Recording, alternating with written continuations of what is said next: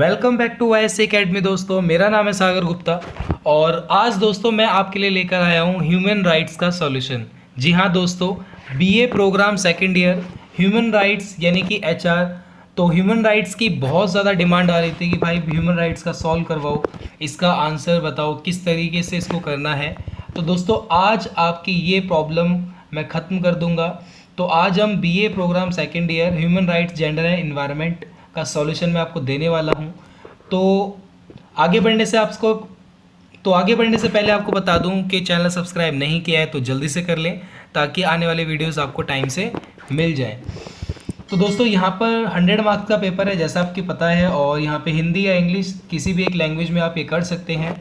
और ये जो सॉल्यूशन मैं आपको देने जा रहा हूँ ह्यूमन राइट्स के, ये मैं आपको हिंदी में ही दूंगा। तो आपके पास चॉइस है कि आप इसको हिंदी में भी कर सकते हैं, ठीक है दोस्तों। इंग्लिश में अवेलेबल नहीं है मेरे पास। तो यहाँ पे दो ही क्वेश्चन करने हैं आपको। तो मैं जो आपको क्वेश्चन देने वाला हूँ, एक तो सॉल्यूशन दूंगा मैं आपको सेकंड क्वेश्चन का, जिसमें आपको बताना है कि मानव अधिकार के विभिन्न उपागमों यानी उसके अप्रोचेस के बारे में बताना है, और आधुनिक राज्य में ये उसके विकास के चरण बताने हैं। फिर तीसरा क्वेश्चन आपसे पूछा है कि पितृसत्ता है ना, और उसको संस्थागत और धारणात्मक तत्व बताने हैं इसके। तो ये सेकंड और थर्ड, ये दोनों क्वेश्चन के सॉल्यूशन मैं आज आपको दूंगा। तो दोस्तों जैसा कि आपके सामने आ गया है पितृसत्ता का सॉल्यूशन। तो जो क्वेश्चन हमने पढ़ा था कि पितृसत्तात्मक क्या है, तो उसके बारे में आपको बताना है। तो क्लियरली आप देख पा रहे हैं यहाँ पर, तो पितृसत्तात्मक क्या है उसके बारे में आपको बताना है। तो मैं ये कंप्लीट आपको दूंगा इसका आंसर। और यहाँ से ये तो हो गया पितृसत्तात्मक क्या है उसके बारे में बताना है, और यहाँ से आपको बताना है कि उसके संस्थागत और धारणात्मक तत्व।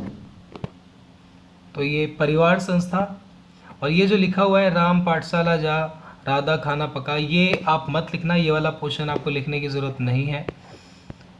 आप ये फर्स्ट पैरा और सेकंड पैराग्राफ यहाँ से आप लिखेंगे। फिर ये विवाह संस्था, ये आपको इसमें बताना है।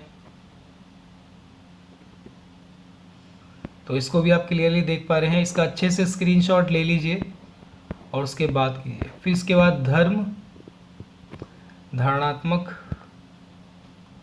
तो इसका ये फोर्थ पॉइंट,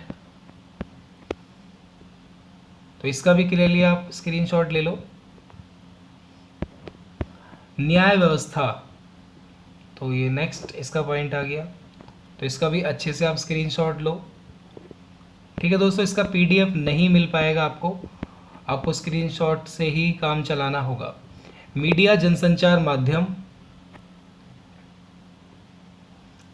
तो ये स्क्रीनशॉट ले सकते हैं, क्लियरली दिख रहा है। और यहाँ से दोस्तों आपका स्टार्ट होता है दूसरा वाला क्वेश्चन, जिसमें आपसे मानव अधिकार के उपागम के बारे में पूछा गया था। तो आप थोड़ा पहले मानव अधिकार का अर्थ क्या होता है ये बताएंगे, ठीक है दोस्तों। आप अर्थ बताएंगे, अर्थ के बाद फिर उसके जो अप्रोचेस हैं वो आपको बताने हैं। तो उपागम और दृष्टिकोण, बात एक ही होती है।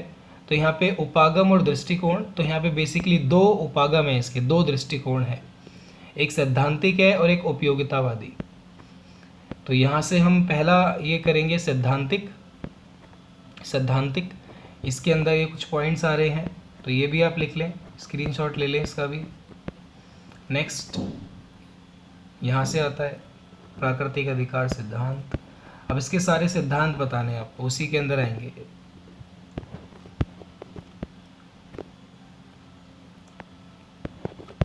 और दोस्तों इनको आपको अच्छे से पढ़कर खुद की लैंग्वेज में करना है, किताबी लैंग्वेज मत लिखना। मैं आपको हमेशा कहता हूँ कि किताबी लैंग्वेज अगर आप लिखोगे तो आपको मार्क्स नहीं मिलेंगे, क्योंकि ये ड्यू ने असाइनमेंट आपको घर से ही बनाने के लिए बोला है।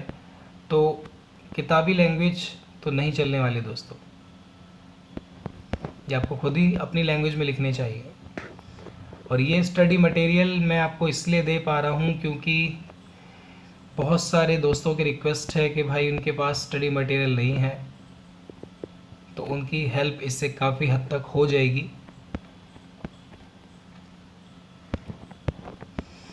ये नेक्स्ट स्लाइड,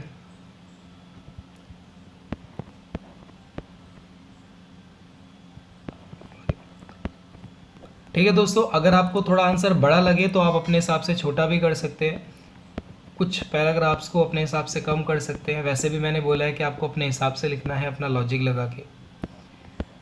ठीक है दोस्तों, मिनिमम पेज आपके 6 तो होने ही होने चाहिए, 5-6 से कम तो नहीं होने चाहिए, उससे ज़्यादा आप 8-10 भी कर सकते हैं। अब यहाँ से मानव अधिकार के विकास के चरण आपको बताने हैं, जो कि हमसे क्वेश्चन में पूछा गया था। तो यहाँ पे इसका प्रथम चरण आपको बताना है, ये प्रथम चरण स्टार्ट हो गया। यहाँ से इसका द्वितीय चरण, तो ये द्वितीय चरण ही चल रहा है अभी, और फिर ये आएगा इसका तृतीय चरण, ये तृतीय चरण, और एंड में इसका आता है चतुर्थ चरण 1990 वर्तमान तक। ठीक है दोस्तों, तो इसके चरण भी आपको बताने हैं, ये भी पूछे गए थे आपसे। तो यहाँ पर ये आंसर एंड होता है। आई होप दोस्तों इससे आपकी बहुत ज़्यादा हेल्प हो गई होगी, क्योंकि एचआर का ह्यूमन राइट्स की बहुत डिमांड आ रही थी मेरे पास, और जैसा कि मैंने भी आपको कहा था कि मैं ये असाइनमेंट आपको दूंगा, तो मैंने इसको सॉल्व कर दिया है। ये क्वेश्चंस का आंसर मैंने आपको दोनों का दे दिया है, तो आप अच्छे से इसको करें, बढ़िया तरीके से अपनी लैंग्वेज में करें, अच्छी राइटिंग में करें, तो इससे काफ़ी हद तक आपकी हेल्प हो जाएगी। अपने दोस्तों को भी शेयर करें ज़्यादा से ज़्यादा, ताकि जिनके पास स्टडी मटेरियल नहीं है या जो परेशान हो रहे हैं कि एचआर का कैसे बनेगा, तो ह्यूमन राइट्स का सॉल्यूशन आप उसको दे सकते हैं। ये वीडियो उसको शेयर करें। दोस्तों आपकी इससे हेल्प हुई है तो प्लीज़ वीडियो को लाइक करें। लाइक करते हैं तो कॉन्फिडेंस बढ़ता है कि आप लोगों की और हेल्प की जाए। तो मैं मिलता हूँ आपसे अगले वीडियो में। आप बढ़िया तरीके से असाइनमेंट बनाएं। Wish you all the best. Thank you and bye bye.